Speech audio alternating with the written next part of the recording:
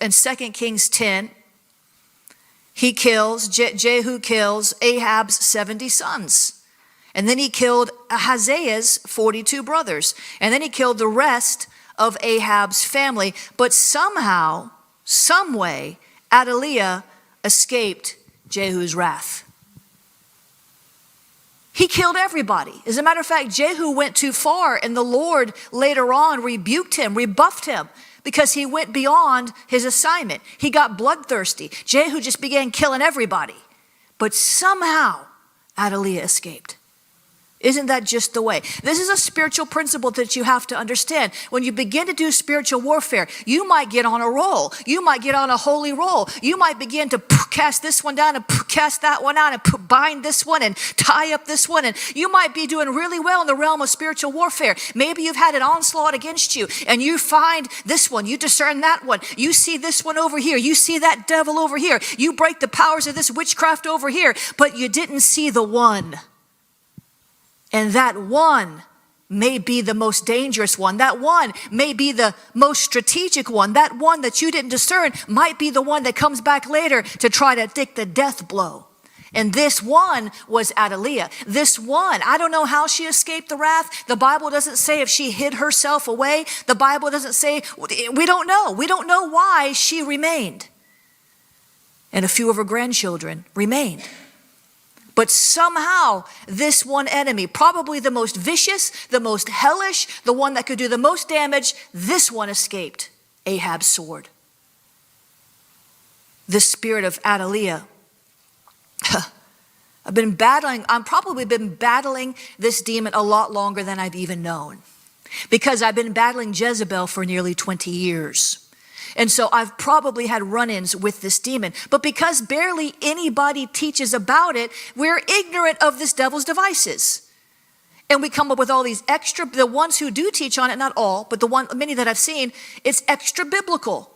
It's based on their experience, which is not bad. Experience is good. But I love to see what the Bible says about the demons that we fight.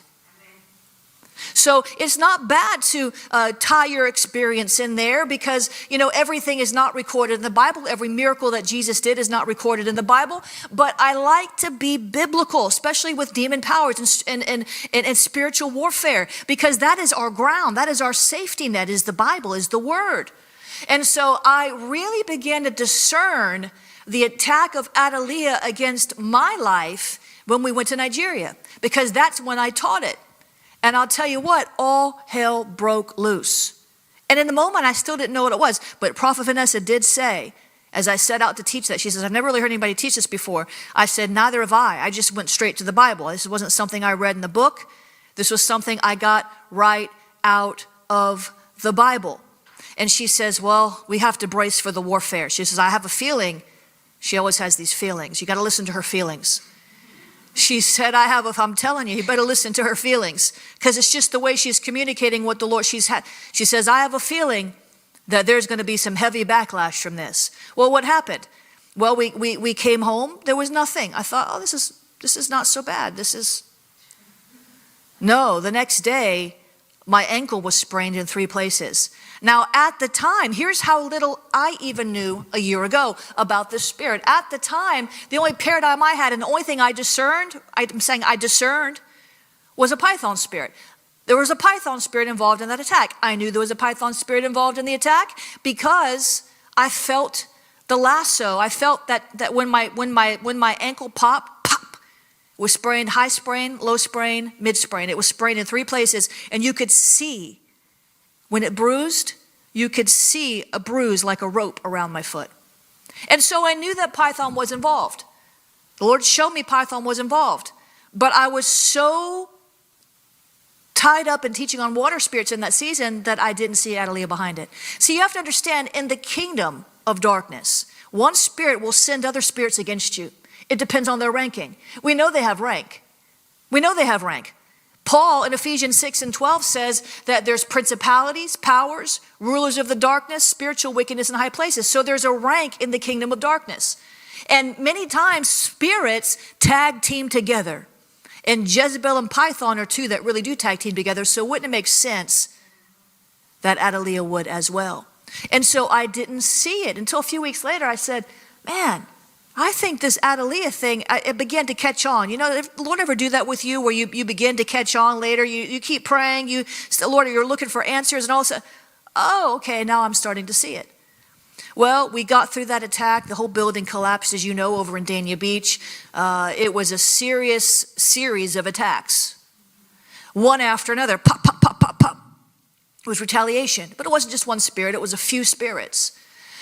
And then when we went to Singapore in February, this is more recent now, we went to Singapore in February, and I was teaching, and it was being translated into like 15 languages or something. And they asked me to come to teach on Jezebel, so this program could go all over the world. And I began again to teach on Athaliah. And I'll tell you, that night after I taught on that, I could not barely move. My legs were cramping to the point. And I stand up and I teach long hours all the time. I used to work in retail, and I would stand on my feet 8 hours a day, no problem. I stand up all the time. This was not I'm tired from standing. This was a demonic, and she got it too, and she wasn't standing. It wasn't as bad as mine, but she got it too. She was just sitting watching me. She was there to pray. And so I couldn't barely walk. It was my lower back, it was my legs, it was cramping so hard that actually after the third day I said, you know what, I can't do anymore. I didn't know what was going on. And then I felt so bad because I wanted to film 40 episodes and I only filmed 30, but my body was under such attack. And this happens. Well, how does that happen to you? My shield wasn't up. Listen, if I take a wiffle ball and I throw it at you, Karen, right now, I'm a pretty good aim. I could probably hit you in the head.